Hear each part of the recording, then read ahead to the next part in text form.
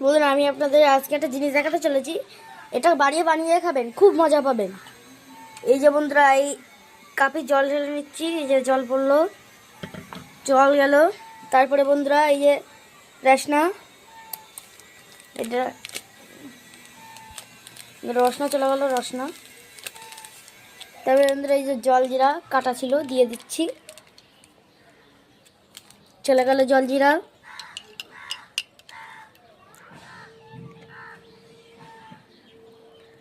বন্ধুরা দাঁড়ান, আপনারা এখান থেকে দিয়ে দেবেন এই যে তেঁতুল লজেন বা যে কোনো লজেন দিয়ে দেবেন। দিয়ে বন্ধুরা এটা 2 মিনিটের জন্য ফ্রিজে রাখবেন। ঠান্ডা হওয়ার পরে বন্ধু, নয় আপনারা এমনিও খেতে পারেন, কিন্তু 2-3 বার নেড়ে নিতে হবে, সাথে একটু লবণ না দেওয়ার মতন। দাঁড়ান,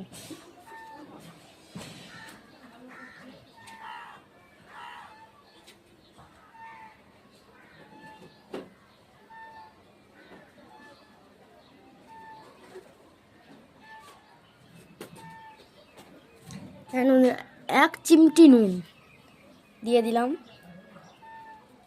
দেওয়ার পরে এটা ভালো করে একটু নেড়ে চেড়ে নেবো।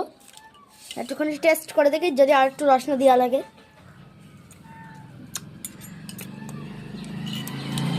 জল জিরা রসনা আর একটু দিতে হবে।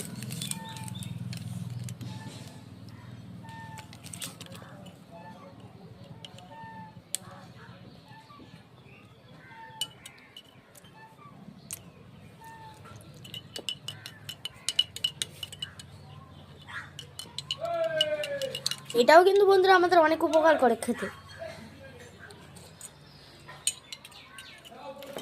বাড়িতে বাচ্চা আইসক্রিম খেতে দুষ্টুমি করে, 1 গ্লাস জলে একটা রসনা গুলে দেবেন, কাটি না থাকলে একটা চামচ গুঁজে দেবেন, দিয়ে ফ্রিজে রেখে দেবেন। পরের দিন সকালে উঠে দেখবেন আইসক্রিম হয়ে গেছে।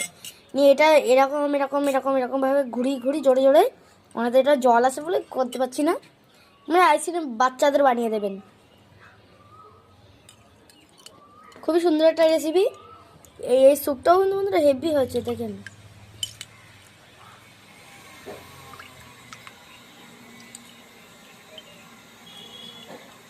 এরকম করে কিন্তু বাচ্চাদের কাশির সিরাপও খাওয়াতে পারেন, মানে এটা অনেকটা কাশির সিরাপের মতন রং। একটা সেই দূর থেকে দেখে বুঝতেই পারছেন। যদি বেশি কালচে টাইপের দিতে হয় তাহলে এটার বেটে বেশি করে দেবেন। আমি যখন তো বেশি কালচে টাইপের করছি না, ওই জন্য বন্ধুরা মানে করছি।